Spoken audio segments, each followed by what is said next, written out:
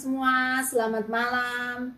Gimana, apa kabar? Sudah makan belum? Kamu udah makan belum? Udah Bu, tentu saja. Ya, bagi teman-teman yang baru pertama kali ini join, kami akan memperkenalkan PA online Alkitab. Ya, Seri Alkitab. Ya, seri Alkitab yang kita selalu adakan tiap hari Senin ini adalah salah satu wujud kepedulian Sabda untuk memperkenalkan PA bagi teman-teman yang mungkin di gereja nggak ada acara PA gitu ya. Atau teman-teman yang belum pernah mengadakan PA sendiri atau memahami Alkitab sendiri. Nah, kiranya melalui acara ini teman-teman bisa belajar dan boleh berbagi dengan teman-teman yang lain. Iya. Jadi PA Alkitab ini kita akan membahas pasal-pasal yang terkenal setiap minggunya gitu ya. Dari kemarin-kemarin kita sudah lihat di Kisah Para Rasul, kita sudah belajar juga dari Yohanes 1, Yohanes 3, Yohanes 15. Dan hari ini kita belajar dari Yohanes pasal 17. Ya, ini salah satu pasal yang sangat terkenal banget nih ya. Kiranya hari ini kita akan mengupas banyak tentang ayat pasal ini sehingga kita semua bisa mendapatkan berkat. Ya, nah kita akan pakai metode apa nih, Roma? Iya, kita akan pakai metode yang namanya SABDA. Simak, analisa, belajar, doa diskusi, dan juga aplikasi. Ya, nggak harus pakai metode ini sih, tapi kalau teman-teman ingin belajar metode Sabda, silahkan nanti admin akan menuliskannya di live di komentar supaya teman-teman bisa belajar juga metode SABDA. Nah, teman-teman, kita senang sekali karena di dalam acara ini aku nggak sendiri sama Roma, tapi kita akan undang 2 guest, yang satu reguler, ya, yang satu tamu spesial. Apa nih hari ini? Nah, kita akan invite mereka dulu ya supaya kita bisa lihat wajah mereka dan kita bisa kenalan dengan mereka. Oke, ya ini dia 1, 2, 3. Halo. Iya. Masih invite. Iya. Nah, ini Tere sudah gabung. Nah, ini dia. Ini kita. Tamu reguler kita. Halo, Tere. Halo Bu Yulian, Kak Roma. Halo, apa kabar? Sudah makan belum? Sudah, Bu. Iya. Nah, ini dia. Tamu spesial kita, tidak lain dan tidak bukan adalah Mei. Iya. Oke, Kak Mei, Halo, selamat malam bergabung. Iya. Semoga hari ini kita bisa semakin akrab dengan teman-teman yang ada di rumah dengan melakukan PA bersama. Iya. Oke, kita bisa mulai, Roma? Iya, karena waktu ya Bu ya, kita akan mulai PA kita hari ini. Langkah 0, kita harus mulai semuanya di dalam doa. Mari kita bersatu di dalam doa. Kembali kami bersyukur kepadamu Tuhan karena kasih-Mu begitu besar dan ajaib dalam hidup kami. Malam hari ini Tuhan kami akan belajar bersama-sama untuk pasal yang terkenal yang akan kami gali dari Yohanes pasal 17. Kami tahu Tuhan ini adalah kebenaran-Mu yang sungguh memperlengkapi kami dan juga menguatkan kami melalui PA yang akan kami dalami, yang akan kami gali malam hari ini. Berkati juga untuk seluruh rekan, sahabat Sabda, bahkan kami dan juga Tere yang akan menggali bersama-sama. Kiranya Tuhan boleh buka hati kami, bukakan melalui hikmat dan pikiran daripada Tuhan boleh mengalir atas kami semua. Terpujilah namamu dalam nama Yesus Kristus Allah kami yang hidup. Kami memulai PA kami malam hari ini. Kami berdoa dan bersyukur. Amin. Amin. Iya, teman-teman, kita akan ngobrol dulu sedikit tentang pasal 17 ya. Tadi seperti Roma bilang, ini pasal yang sangat terkenal gitu.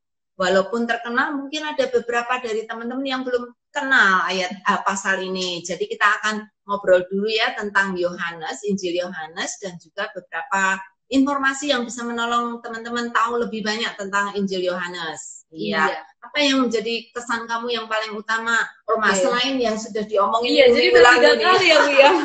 Saya harus melihat juga ya dari kehidupan Yohanes ini. Nah, hal unik yang bisa buat saya terkesan melalui kehidupan Yohanes, Bu, dia itu seorang tokoh yang setia. Kalau menurut saya, dia setia. Kenapa? Karena kalau kita lihat ketika dalam satu kejadian Yesus disalib, dia satu-satunya murid yang ada saat itu yang hadir dalam peristiwa penyaliban Yesus, dan Yesus juga kasih amanat gitu untuk menolong ibunya Ya. Maria gitu, dan Yohanes melakukan hal tersebut kayak gitu. Jadi dia tipikal orang yang setia sampai pada nggak lari sama yang lain ya. Iya, dia tetap ada di penyalipan. Ya, aku bisa maklum banget sih karena Yohanes tuh salah satu murid yang sangat disayangi oleh Tuhan Yesus. Bahkan dia sendiri di Injil Yohanes mengaku bahwa dia orang yang dikasihi oleh Yesus. Jadi itu juga bagi aku sangat berkesan karena dia orang yang tahu betul Tuhan Yesus, dan dia sangat dekat, dan dia juga menjadi inner circle dari murid dari Tuhan Yesus. Inner circle Tuhan Yesus itu ada 3 murid yang paling dekat ya, inner circle, yaitu Petrus, Yakobus, Yohanes. Iya, ya mereka ini kemana-mana selalu bareng ya. Iya, apalagi ya yang kita pengen tahu tentang Yohanes? Iya, mungkin dari ciri-ciri suratnya ya Bu ya, yang syarat banget kalau belakangan ini kita belajar, tapi kemarin minggu lalu aku belum sempat jelasin bahwa Yohanes juga terkenal gitu dengan kata-katanya yang tentang kata dunia. Kemarin tadi ternyata aku lihat lagi banyak kata dunia gitu yang diulang-ulang di dalam Injil ini gitu. Kita tidak datang dari dunia, terus Tuhan datang ke dunia, terus banyak yang menyinggung juga tentang kehidupan kekal gitu. Jadi ini kayak jadi satu jaminan yang final, karena kehidupan kekal ya itu berasal dari Kristus sendiri yang Yohanes juga sudah sampaikan gitu dalam Injil.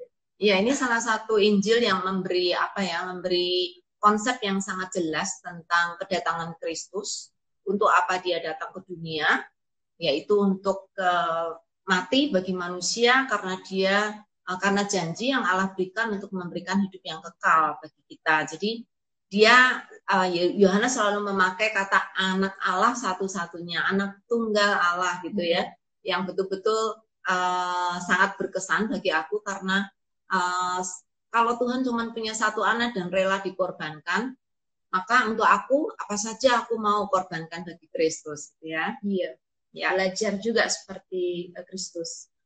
Nah, kita mau mengerucut lagi Bu, tadi kan agak luas, kita mau mengerucut lagi ke Yohanes 17 ini. Nah, ini kan pasal yang terkenal, makanya kita belajar PA malam hari ini dari Yohanes 17 ya.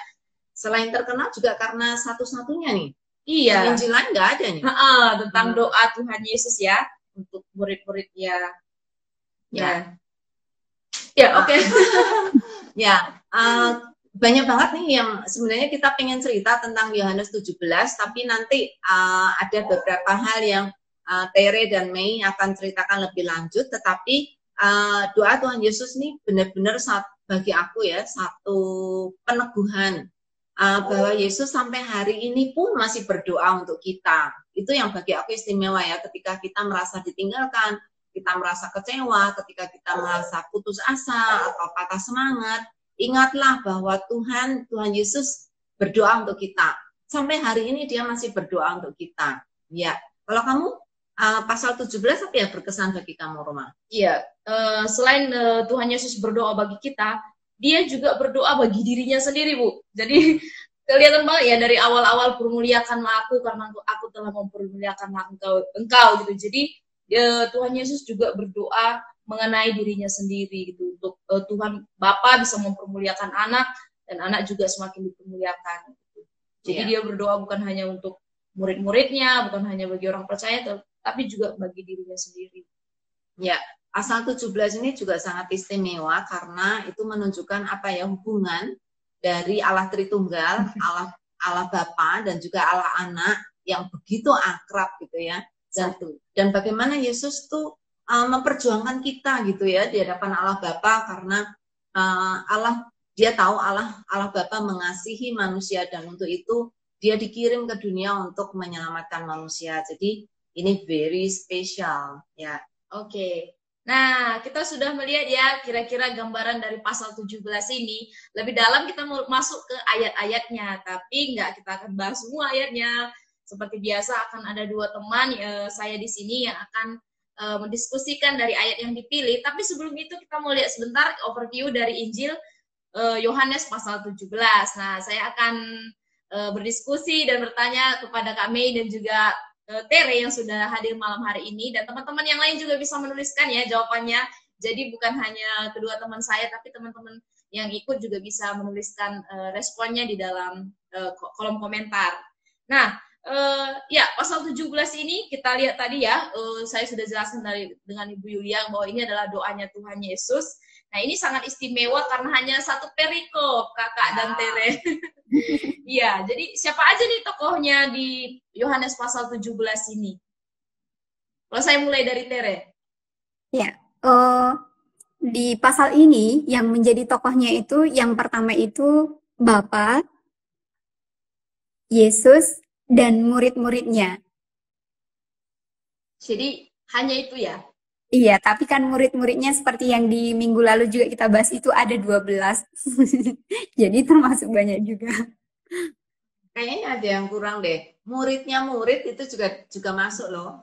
Oh, muridnya murid ya. Kan kita juga masuk loh, sadar nggak? Iya, Bu. Orang percaya. Nah, ya ternyata kita ada loh di pasal 17 itu. Ya, walaupun nama kita nggak disebutkan, tapi kita disebutkan di sana. Iya. Oke. Jadi Tere ada di sana juga ya, karena Tere orang percaya. Iya, sudah disebutkan juga nanti di ayat kami akan membahas juga lebih jauh tentang itu. Nah, kalau saya ke kami itu pasal 17 itu Yesus sedang berdoa ya. Kita sudah sepakati judulnya adalah Yesus sedang berdoa. Nah, untuk siapa dia berdoa? Ya, tadi seperti yang sudah disinggung Roma ya, bahwa Yesus berdoa untuk dirinya sendiri di ayat 1 sampai 5. Kemudian berdoa untuk para murid itu ada di ayat 6 sampai 19. Kemudian berdoa untuk kita semua orang percaya dari pemberitaan Injil dari ayat 20 sampai yang ayat terakhir, ayat 27. Jadi 3 bagian. Wow, Mei sudah membaca dengan sangat teliti. Langsung dapat ya 3 bagian. Jadi untuk dirinya, untuk murid-muridnya, dan juga untuk orang percaya ya. Termasuk kita berarti ya. Nah, oke. Nah, ada kata-kata penekanan Yohanes di sini yang sering diulang-ulang, atau kata-kata yang sering ditekankan di sini melalui ada beberapa kata, ada kalimat juga di sini. Nah, bisa disebutkan kata-kata penting yang sering diulang-ulang oleh Yohanes di pasal 17 ini? Ya. Kalau di Yohanes 17 ini, kata-kata yang diulang itu, yang pertama itu kata mempermuliakan, setelah itu kata engkau, berdoa, berasal dari dunia, milikmu, namamu, firman, mengutus, mengenal, dan juga mengasihi. Oke, ya. Nah, ada 1-2 kata lagi yang menurut saya di sini juga ditekankan oleh dalam doa Tuhan Yesus. Mungkin kami bisa menambahkan selain kata dunia, kata permuliakan, kekal, doa. Oh iya. Kalau untuk kata sendiri ada banyak kata mereka. Kemudian kalau untuk frasa, ya, aku melihatnya banyak kata frasa mereka menjadi satu gitu. Ada di ayat 11, 21, 22 sama 23. Nah, iya, kata menjadi satu ini juga jadi satu ciri ya dari Yohanes 17 ini yang diulang-ulang juga oleh penulis Injil yaitu Yohanes. Oke. Kita sudah melihat ya, jadi ada beberapa tokoh yang ada di pasal ini, termasuk kita juga. Terus kita sudah melihat kata-kata penting yang sering diulang-ulang. Dan kita sudah tahu juga untuk siapa Yesus berdoa, tadi sudah disebutkan juga oleh Kak Mei. Kita akan menggali ayatnya lebih dalam lagi. Nah, Kak Tere dan juga Kak Mei akan memilih ayat berapa nih dari pasal 17 ini? Iya, kalau aku pilih ayat 3, Kak. Oke. Kalau Kak Mei? Aku pilih ayat 20 dan 21. 20 dan 21 ya. Nah, oke, kita akan gali lebih dalam, tapi teman-teman nggak mungkin kita gali semua ayat ini. Jadi teman-teman nanti silakan memberikan respon, memberikan tanggapan terhadap ayat-ayat yang dipilih oleh Terry dan juga Kak Mei. Jadi tanggapan kita semua nanti nggak nyebar kemana-mana, tapi fokus kepada ayat 3 dan juga ayat 20-21 yang sudah dipilih oleh kedua guest kita. Ya, saya mau tekankan lagi teman-teman jangan cuma menonton kami ber-PA, tapi teman-teman juga ikut ber-PA karena ini adalah PA bareng ya. Jadi teman-teman silakan nanti ketika Roma memberikan pertanyaan, baik ke Tere atau ke Mei, teman-teman boleh menjawab juga di kolom komentar. Nanti teman-teman komentar teman-teman akan kami bacakan. Dan seperti tadi Roma bilang, tolong komentarnya itu maksudnya untuk merespons itu sesuai dengan ayat-ayat yang dipilih oleh Tere dan Mei supaya kita semua ketika membacakannya itu lebih lengkap dan juga lebih dalam gitu ya. Sehingga kalau teman-teman nanti menyebut ayat-ayat yang lain, ntar nggak akan kepegang gitu ya, maksudnya karena kita nggak akan mungkin bisa menggali semua ayat. Jadi kita memberikan 2 contoh saja ayat. Nah nanti teman-teman setelah selesai nanti malam teman-teman bisa gali sendiri yang lain, ayat yang kalian pilih sendiri gitu ya. Oke, gitu ya teman-teman. Mari kita ber-PA bersama-sama. Karena Tere memilih ayat 3, kita akan mulai dari ayat 3 ya. Saya akan bacakan firman Tuhan berbunyi demikian. Yohanes 17 ayat 3. Inilah hidup yang kekal itu, yaitu bahwa mereka mengenal Engkau, satu-satunya Allah yang benar, dan mengenal Yesus Kristus yang telah Engkau utus. Nah, ini sangat menarik sekali ayatnya ini. Kenapa Tere bisa tertarik memilih ayat 3 ini untuk digali pada malam ini? Ya, yang membuat saya tertarik dengan ayat ini pertamanya itu kata inilah hidup yang kekal gitu. Jadi pas baca ini langsung kayak mengasih tahu gitu loh bahwa definisi dari hidup kekal itu gitu ya di ayat 3 ini disampaikan. Inilah gitu. Jadi saya ingin tahu lebih dalam gitu. Iya. Ininya itu kita gali lebih dalam ya. Iya, inilah. Apa sih yang ini itu ya? Jadi, nah, inilah hidup yang kekal itu. Nah, apa pengertian dari hidup yang kekal itu? Ya. Inilah hidup yang kekal itu ya. Pengertiannya adalah ya ketika kita mengenal Allah yang benar gitu dan yang mengenal Yesus Kristus yang telah diutus oleh Allah gitu. Mengenal Allah yang benar dan telah mengenal Allah yang diutus oleh mengenal Yesus yang diutus oleh Bapa.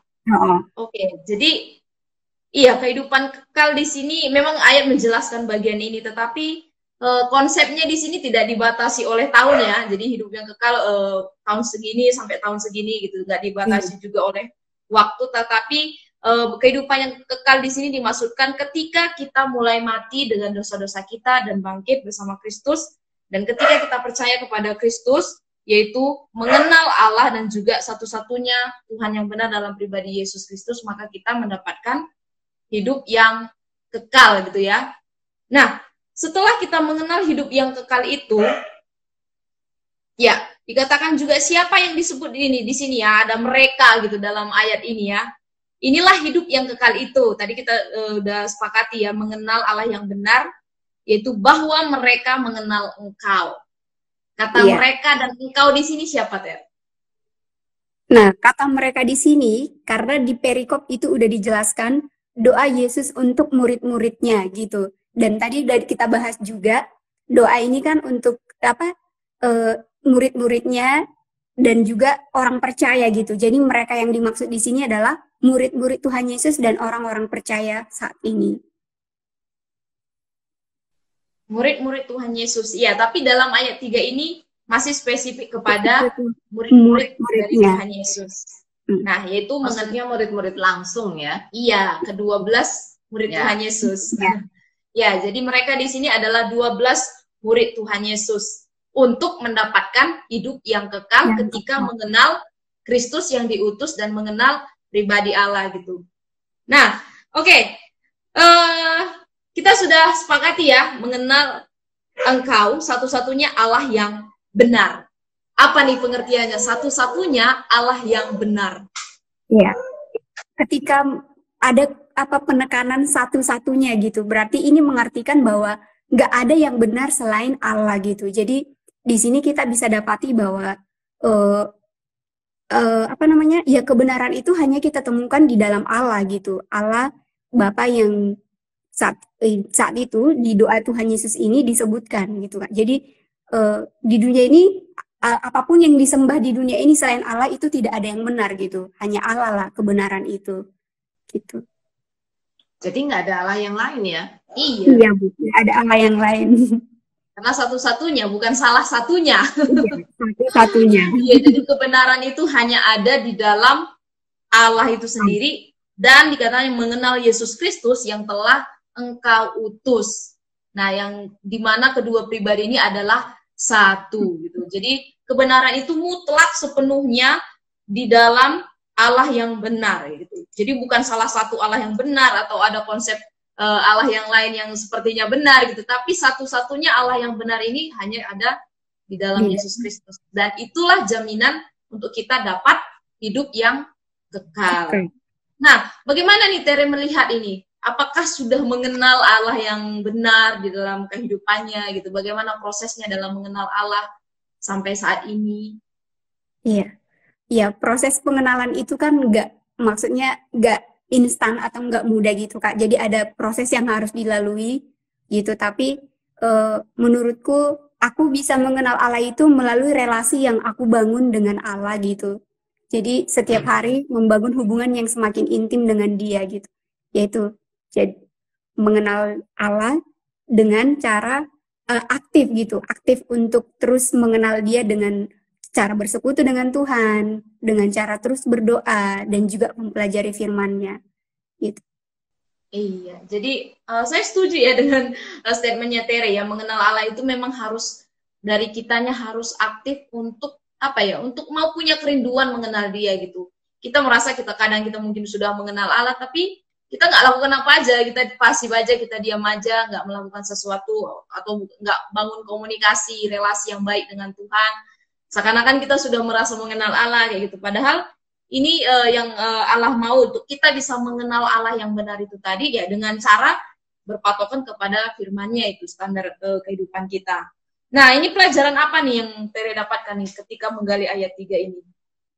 Ketika menggali ayat 3 ini sih diingatkan lagi kalau berdoa itu adalah salah satu hal yang penting gitu sebagai kita anak-anak Tuhan gitu.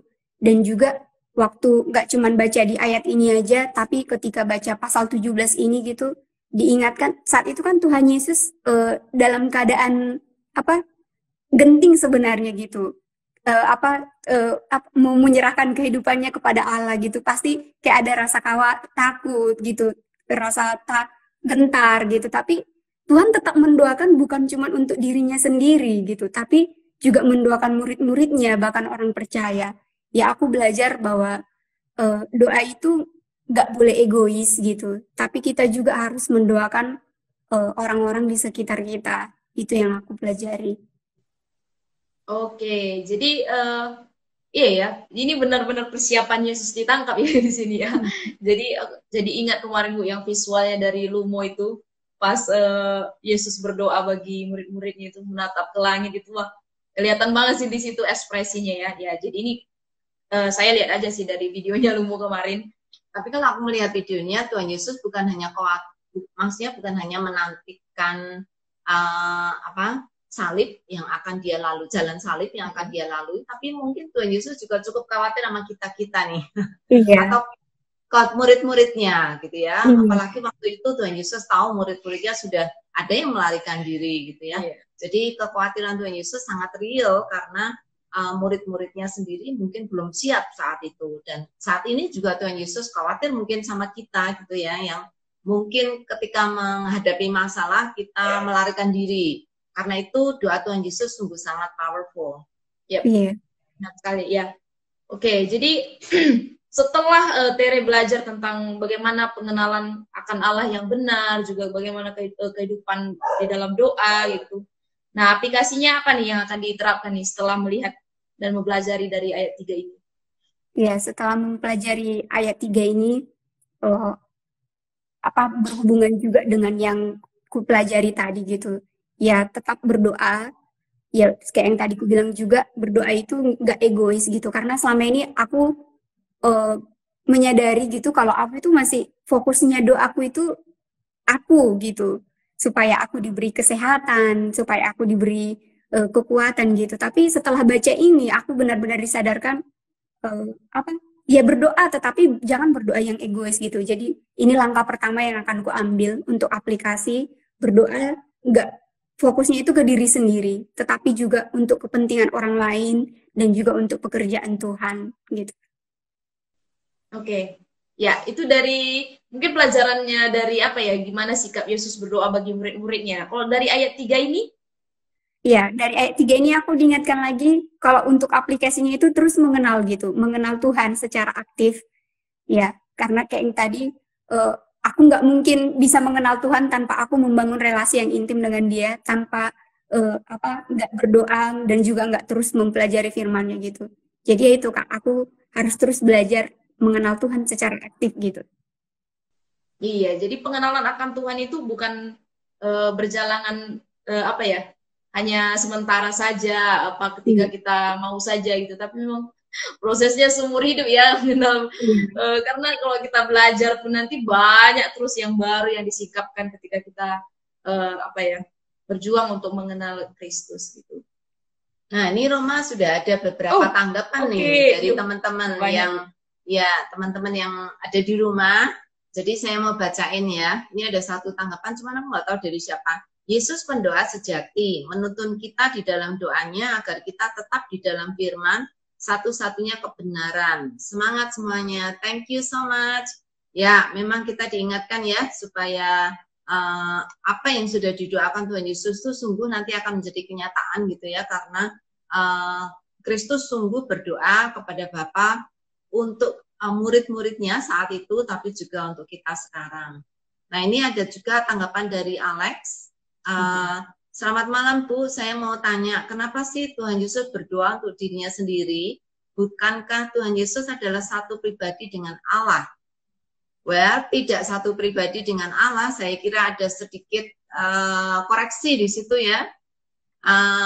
Allah Tritunggal itu ada 3 pribadi. Jadi pribadi Allah dan pribadi Yesus tidak sama. Itu 2 pribadi ya. Satu Allah tetapi 3 pribadi. Itu Tritunggal ya.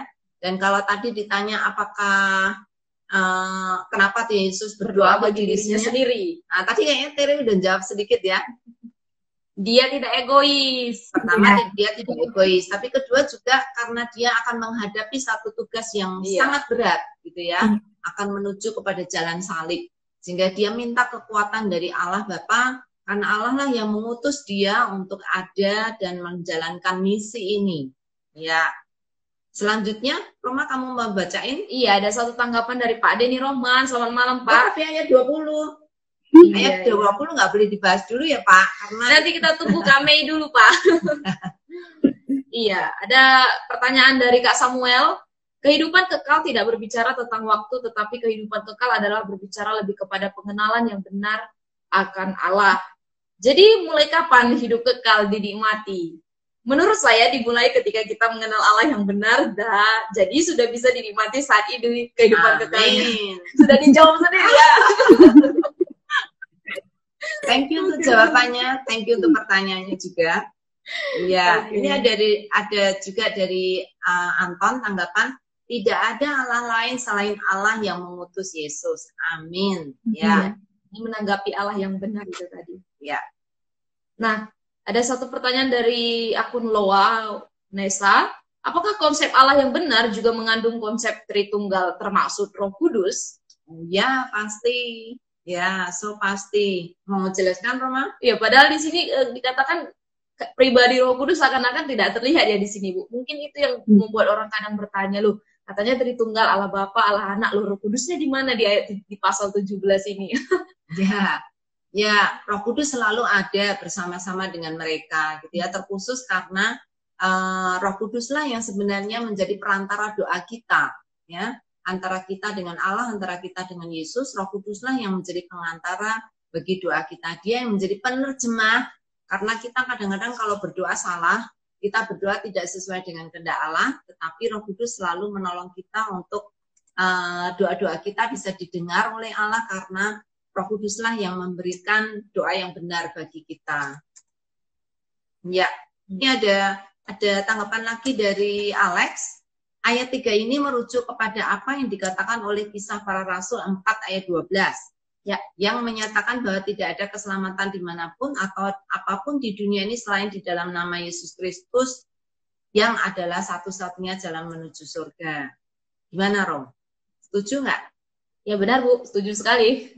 Ya, setuju Pak Alex. Ya. Oke, ada tanggapan dari Bu Loa. Menurut saya hidup kekal sejak mengenal Allah yang benar itu pada masa kini dalam arti menuntut adanya iman yang hidup dan bertumbuh dan juga masa kekal sebagai harapan di masa depan. Kedatangan Yesus. Oh, ini dari Ibu Lani. Oke.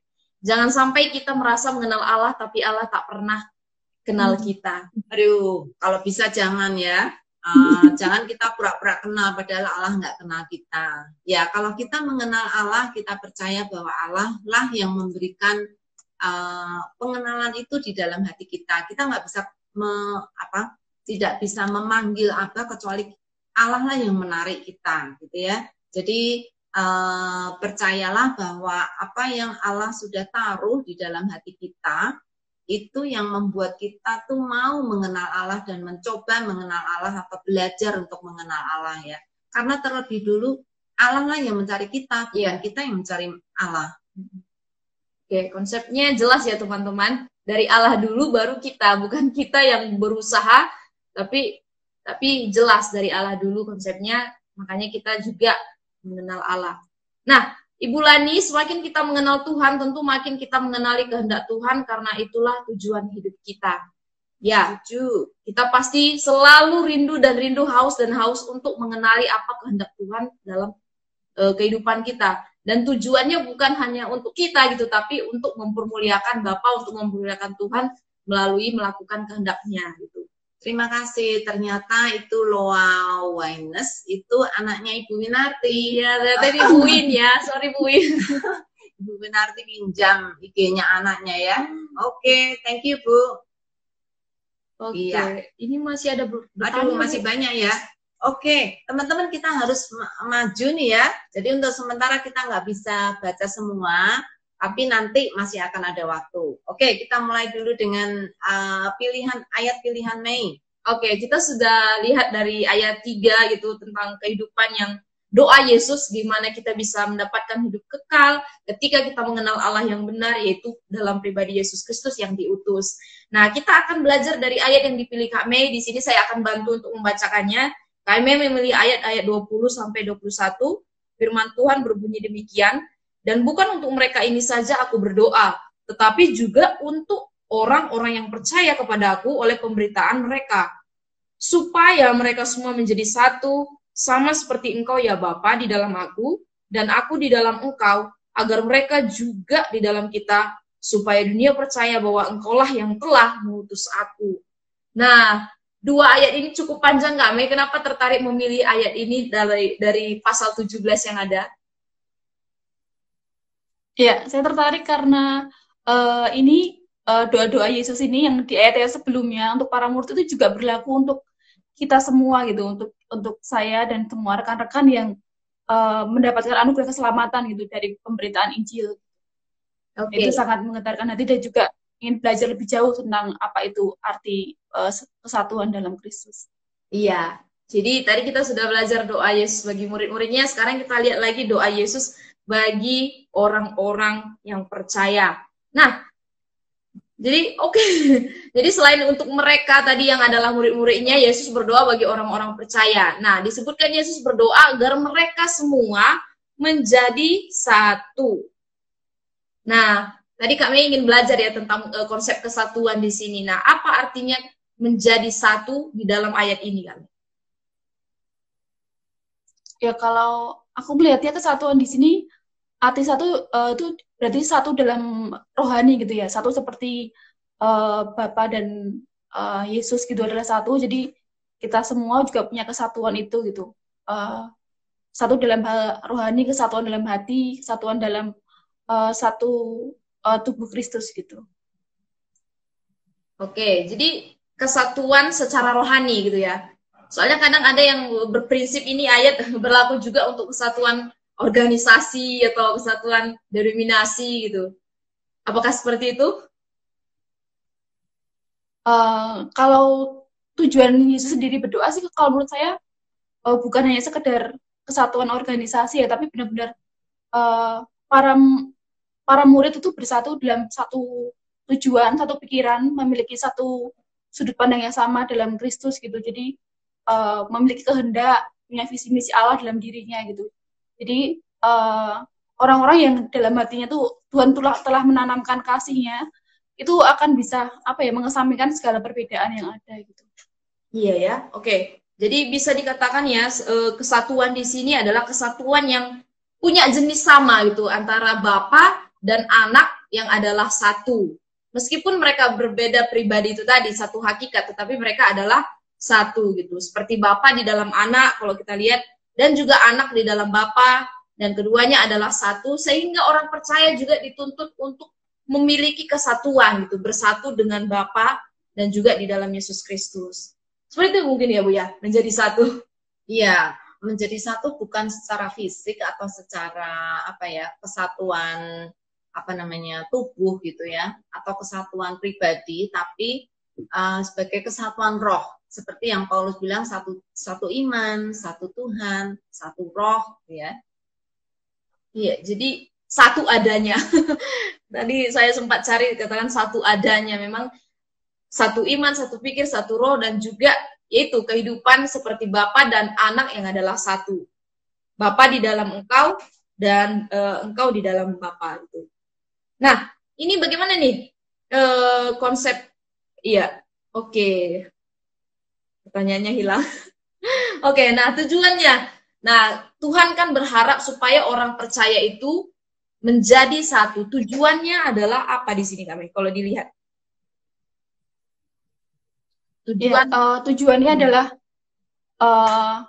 bukan, jadi supaya ketika kita bersatu itu orang-orang bisa melihat kesatuan Kristus itu dalam kita gitu. Jadi orang-orang yang belum selamat bisa melihat Tuhan di dalam kita, dan akhirnya mereka bisa mengenal kesatuan Allah Tritunggal itu dalam diri setiap orang percaya. Jadi supaya semakin banyak orang mengenal Tuhan, nama Tuhan semakin dipermuliakan. Oke, jadi bisa dilihat ya, masih di ayat 21 ini sebenarnya, supaya dunia percaya bahwa engkaulah yang telah mengutus aku.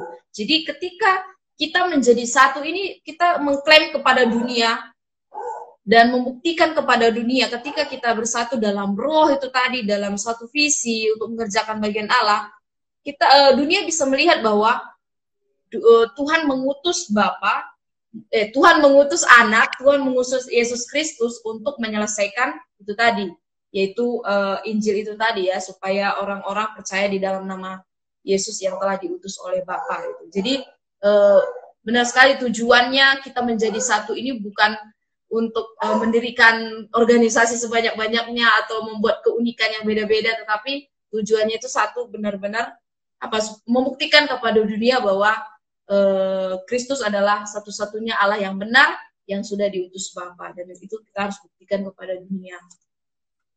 Nah, pelajarannya nih, pelajaran penting yang didapatkan dari ayat 20-21 ini, khususnya Kak Mei ada tercatat di ayat 20 ini. Ya, kalau pelajaran penting yang saya peroleh, kita mendapatkan doa-doa dari Tuhan, mendapatkan anugerah untuk penyertaan gitu. Tapi juga kita punya tugas gitu, tugas supaya banyak orang bisa mengenal Tuhan, percaya pada setiap pemberitaan Injil, dan itu juga bukan tugas para rasul aja, tapi juga tugas setiap orang, termasuk tugas saya pribadi gitu, untuk semakin banyak orang mengenal namanya. Oke, jadi akan berjuang ya untuk ini, untuk memperkenalkan Kristus melalui berbagai cara dan juga melalui kehidupannya Kak Mei. Nah, aplikasi yang akan dilakukan, diterapkan setelah ini? Untuk aplikasi, sama seperti Tuhan gitu, Tuhan Yesus selalu punya waktu-waktu doa, bersama dengan Bapa. Jadi saya juga ingin terus memelihara kehidupan doa gitu, seperti yang sudah Tuhan Yesus teladankan, dan juga berdoa khususnya untuk kesatuan hati umat Tuhan, supaya bisa mencerminkan kesatuan Allah Tritunggal itu dalam setiap kehidupan kita semua. Iya, amin. Jadi benar ya. Jadi aplikasinya ternyata terangkum dari ayat 20 ya, tetapi juga untuk orang-orang yang percaya kepada aku, oleh pemberitaan mereka. Jadi oleh pemberitaan mereka di sini tadi murid-murid Yesus dan juga murid-muridnya masa kini, yaitu kita semua. Ketika kita memberitakan kebenaran firman Tuhan, memberitakan Injil, itu juga doa Yesus supaya orang-orang bisa dimenangkan melalui pemberitaan kita atau melalui kehidupan kita gitu ya. Khususnya juga dari kehidupan Kak Mei. Nah, terima kasih untuk sharingnya, dan jangan selesai sampai di sini karena banyak respon dari teman-teman yang akan menanggapi malam hari ini. Apakah sudah ada yang menanggapi, Bu? Iya, dari Pak Denny yang tadi kita skip gitu ya, ayat 20, dan bukan untuk mereka ini saja aku berdoa, tetapi untuk orang yang percaya kepadaku oleh pemberitaan mereka. Sangat betul Pak Denny.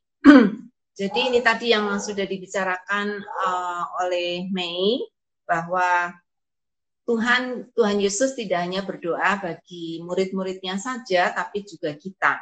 Artinya nama kita juga ada di pasal 17 ya. Iya. Ada lagi? Ada Bu, satu pertanyaan dari Pak Doni. Sorry, tapi sebenarnya ada. Oke, ya. Aduh, ketutupan banyak. Ada pertanyaan dari Pak Doni. Izin bertanya, bagaimana, ini masih masuk ayat 3 tadi, Bu.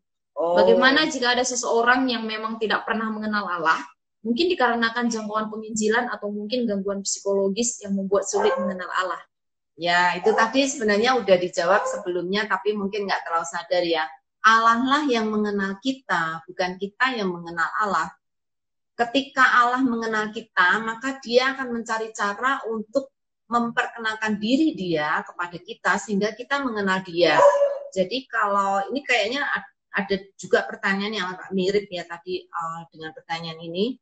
Maka ketika entah dia orang yang kurang bisa mengerti dengan pikiran karena cacat atau karena apa ya, yang menjadi kunci adalah bukan dia yang harus mengenal Allah, tapi Allah yang akan mengenal dia. Ketika Allah mengenal dia, maka Allah akan turun dengan cara Allah, dengan hikmat Allah untuk membuat orang itu mengenal Allah. Jadi kita tidak perlu khawatir, karena ketika dia nanti, ketika Tuhan menolong dia ketika Tuhan sudah menjamah dia dan membuat dia tahu kesadaran rohani dia mulai lahir karena kelahiran baru yang Tuhan berikan, maka dengan cara yang sangat sederhana pun orang itu akan bisa merespon Allah. Jadi orang yang bagaimanapun, bahkan anak kecil, kalau Tuhan yang mengenal mereka, maka Tuhanlah yang akan mencari cara membuat dia mengenal Allah. Ya, ini berarti menjawab juga pertanyaannya Pak Anton yang hampir sama dengan pertanyaan Pak Doni.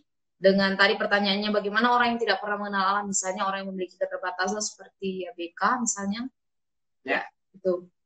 Oke, ada pertanyaan Kak Mei dari Ibu Lani, semua menjadi satu. Apa bisa maksudnya jadi satu di kerajaan Allah? Satu di sini kan bukan satu organisasi, Ibu. Apa beda-beda nanti tempatnya gitu? Gimana kami? Iya, kalau jadi satu ya pas bisa, karena kita orang percaya kan kumpulan orang-orang yang sudah lahir baru dalam Kristus gitu ya. Jadi sudah lahir baru dalam darahnya gitu. Jadi ya pasti kita akan bersatu dalam kekekalan nanti gitu, pasti itu. Itu ya saya percaya. Amin. Oke. Ya. Nah, ini ya ada tanggapan. Pertanyaan dulu ada Bu Evelyn. Halo Bu Evelyn. Ya, akhirnya bergabung juga Bu Evelyn. Sudah lama nggak join. Menjadi satu juga bisa digambarkan dalam hal menjadi satu dalam kesatuan, yaitu tubuh Kristus. Menurut saya bisa tidak ya? Nah, ini tubuh Kristus mungkin dalam pekerjaan Allah ya. Ada yang menjadi kaki, tangan, kepala. Apakah demikian maksudnya? Yang dimaksudkan di dalam Korintus? Saling mengerjakan bagiannya atau seperti apa? Mungkin sedikit agak beda ya. Teman-teman, saya sangat encourage teman-teman kalau senang baca ya. Ada satu buku yang sangat bagus sekali, judulnya Union with Christ. Itu akan dijelaskan panjang lebar. Ini bukan satu konsep yang mudah. Memang ini satu pergumulan bagi semua orang Kristen untuk mengerti apa artinya menjadi satu dengan Kristus, menjadi satu dengan Allah, ya. Tapi ya bagi kita orang yang sangat simple, kita tahu bahwa kita satu hati dengan Allah, satu roh dengan Allah. Kristuslah yang sudah menyelamatkan roh kita, dan sekarang kita memakai roh Kristus untuk kita menghadap Bapa. Karena roh kita yang mati, yang dulu mati itu sudah dihidupkan dan hidupkan karena roh Kristus, sehingga kita bersatu dengan Kristus. Ya. Ya, ini mungkin menjawab pertanyaan dari Ibu Evelyn. Terus ada tanggapan lagi dari Ibu Lani. Setuju Kak Roma, tujuan kita bersatu untuk memberitakan kepada dunia tentang Yesus Kristus seperti yang sudah dilakukan oleh Sabda. Salute. Amin. Ayo kita semangat memberitakan. Memberitakan apa nih, Bu? Cuma gini doang. Ya. Oke, dari Pak Doni, terima kasih Bu atas penjelasannya. Ada satu tanggapan dari Bu Win lagi. Satu berarti satu tujuan juga untuk menyelamatkan manusia yang terhilang atau belum mengenal Allah yang benar. Karena itu dikatakan supaya dunia percaya bahwa engkau di sini Allah yang mengutus aku. Di sini adalah Yesus. Ya, tadi ada satu tanggapan juga dari Ray, kelewatan, sorry. Sejatinya Yesus datang bukan hanya untuk membawa otoritas Allah, melainkan datang juga untuk menjadi teladan bagi semua pengikutnya. Itulah sebabnya Yesus berdoa bagi pengikutnya agar pengikutnya juga mau terus berdoa. Ya, amin. Ini juga diajarkan kepada kita malam hari ini juga supaya punya kehidupan yang berdoa. Satu pertanyaan dari Kak Juli, bagaimana dengan perkataan Yesus itu ya terhadap orang-orang yang mengaku mengenalnya tetapi Allah tidak mengenal mereka? Apakah itu berarti Allah tidak mengenalkan dirinya kepada mereka? Bu, nama bukunya tadi apa ya? Union with Christ, Kak Juli. Oh, ini mungkin masuk Kak Juli dari Matius itu, Bu. Bukankah setiap orang yang bersuruh-suruh mengajar aku dikatakan aku nggak mengenal kamu? Ya, apakah itu berarti Allah tidak mengenalkan dirinya kepada mereka? Di satu pihak iya gitu ya. Karena pengenalan kita kepada Allah itu bisa dilakukan ketika kita lahir baru. Dan lahir baru itu bukan usaha manusia, tetapi Allah yang melakukannya. Jadi tanpa lahir baru kita tidak mungkin akan bisa mengenal Allah. Karena roh kita masih mati gitu ya. Tetapi karena Allah yang melahirbarukan, maka roh kita hidup dan kita bisa merespon Allah, artinya kita bisa mengenal siapa Dia. Ya. Oke, tadi sudah dijelaskan ya. Nama bukunya juga sudah tertera di sana. Nanti Kak Juli bisa dilihat lagi. Oke, ini mungkin sudah nggak ada pertanyaan lagi, Bu Yulia. Oke. Ya, kita bisa masuk ke kesimpulan. Kalau Roma sendiri belajar apa nih dari semua yang kita udah omongin dari tadi? Aduh, iya ketika ditantang untuk belajar apa ini selalu membuat saya punya PR lagi. Ya, kalau dari dua ayat yang dijelaskan oleh Kak Mei dan juga Tere di sini mengingatkan sih tentang poin doa, Bu. Mengingatkan lagi tentang kehidupan yang penuh dengan doa.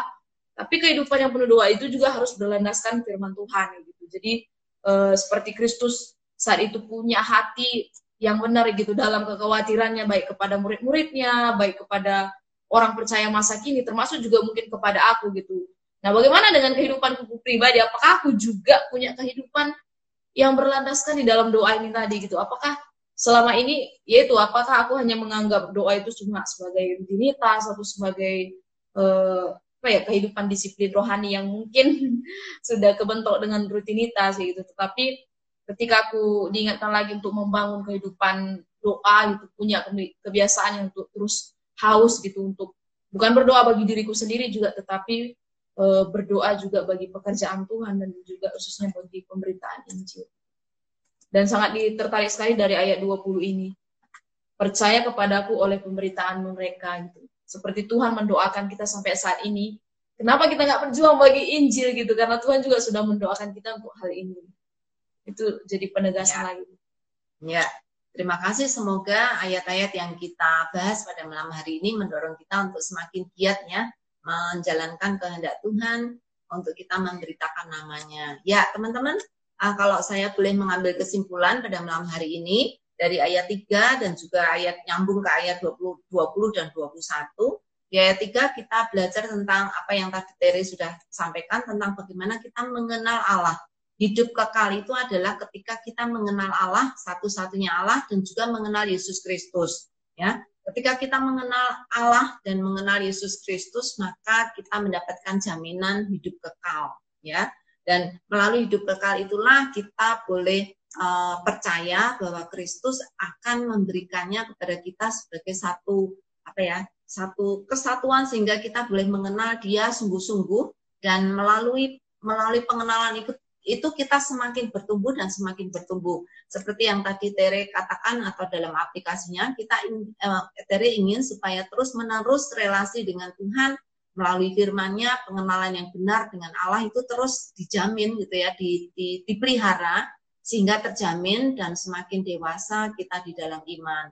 Dan tadi Mei katakan ketika Yesus berdoa, dia bukan hanya berdoa untuk dirinya sendiri atau juga untuk murid-muridnya yang saat itu akan menghadapi satu tugas yang sangat besar, tapi juga untuk kita-kita yang sudah mendengar pemberitaan melalui murid-muridnya Tuhan Yesus. Nah, melalui ini kita boleh dikuatkan bahwa melalui pemberitaan Injil itu kita disatukan di dalam kerohanian kita bersama dengan Kristus. Karena melalui Kristuslah kita boleh menerima hidup kekal. Melalui Kristuslah kita benar-benar bisa melihat Allah, gitu, melihat kerajaannya.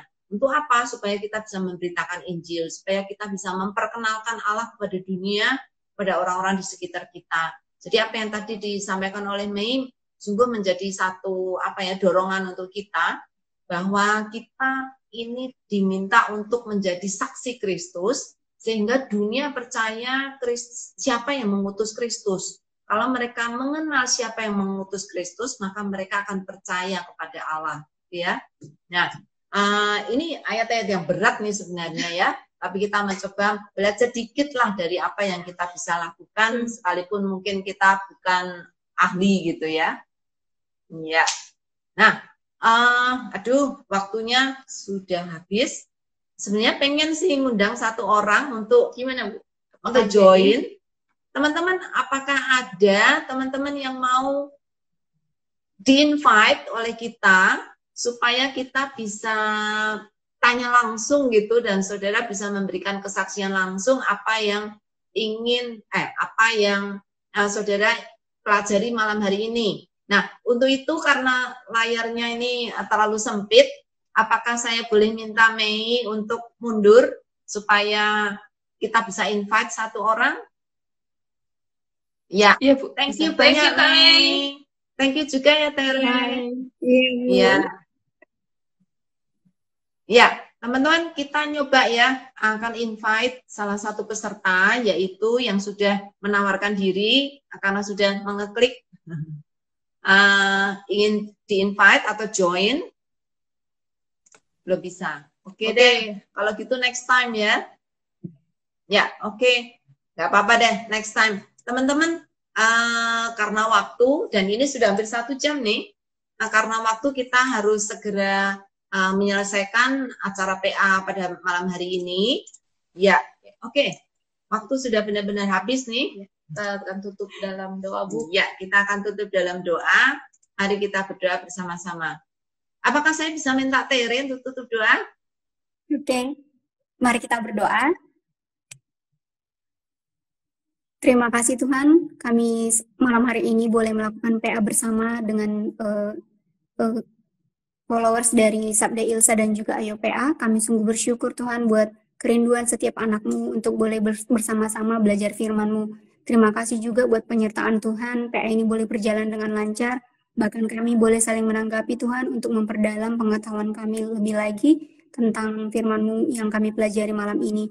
PA selanjutnya juga biarlah kami serahkan hanya ke dalam tangan Tuhan, Tuhan yang tetap mengingatkan kami, supaya kami boleh mempergunakan IG Live ini bersama-sama belajar firman-Mu Tuhan Yesus. Terima kasih juga buat Bu Ilia, buat Kak Roma, buat Mbak Mei, bahkan setiap anak-Mu yang mengambil bagian. Tuhan yang tetap memberkati kami, supaya kami tetap Tuhan melayani Engkau di dalam kehidupan kami. Teman-teman kami yang ikut bergabung malam ini juga, biarlah boleh Tuhan membawa berkat ketika mengikuti PA ini. Terima kasih Tuhan, hanya di dalam nama-Mu kami mengucap syukur dan berdoa. Haleluya, amin. Amin. Amin. Terima kasih teman-teman yang sudah bergabung. Oke, minggu depan kita akan bertemu lagi teman-teman. Jadi tetap aktifkan notifikasinya seperti biasa supaya dapat pemberitahuan ketika live dimulai.